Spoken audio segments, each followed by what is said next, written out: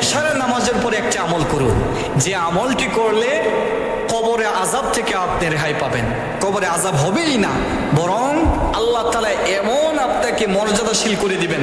রাসূল আকরাম সাল্লাল্লাহু আলাইহি ওয়াসাল্লাম বলেন, কোন ব্যক্তি যদি এশারের নামাজের পরে এই আমলটি করতে পারে, এই আমলটি করার কারণে আল্লাহ তাআলা কিয়ামতের ময়দানে তাকে জান্নাতে প্রবেশ করাবেন। শুধু তাই নয়, আল্লাহ তাআলা রাসূল বলেন এই আমলটি অন্য কোনো আমল নয়, কোরআনুল কারীমের সূরাতুল মুলক, সেই মুলক যদি কেউ তেলাওয়াত করতে পারে, 30টি আয়াত রয়েছে, সে 30টি আয়াত যদি আপনি মুখস্থ করতে চান, দৈনিক যদি একটি আয়াত করে মুখস্থ করেন তাহলে 30 দিন সময় লাগবে। 30 দিন সময়ের ভিতরে আপনি যদি সূরা মুলক মুখস্থ করে প্রতিদিন এশারের নামাজের পরে যদি সূরা মুলক পাঠ করতে পারেন, আল্লাহ তাআলা রাসূল বলেন কিয়ামতের ময়দানে ওই সূরা আপনার জন্য সুপারিশ করবে।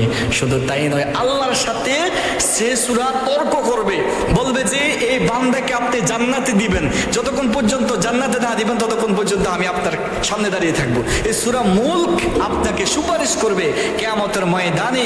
এত মর্যাদা দিবেন আল্লাহ রাব্বুল আলামিন শুধু খালি সূরাতুল মুলক তেলাওয়াত করার কারণে। অতএব আসুন আমরা এই সূরাটি বেশি বেশি করে পাঠ করি, বেশি বেশি করে তেলাওয়াত করি। বিশেষ করে পবিত্র এশারের নামাজের পরে আপনি সূরাটি পড়েন, সূরাটি বেশি বেশি করে পাঠ করেন, আল্লাহ রাব্বুল আলামিন আপনাকে ধনী বানিয়ে দিবেন এবং কি সকল বিপদ আপদ থেকে হেফাজত করবেন। কিয়ামতের ময়দানে আপনাকে জান্নাত নসিব করে দিবেন। সুবহানাল্লাহ।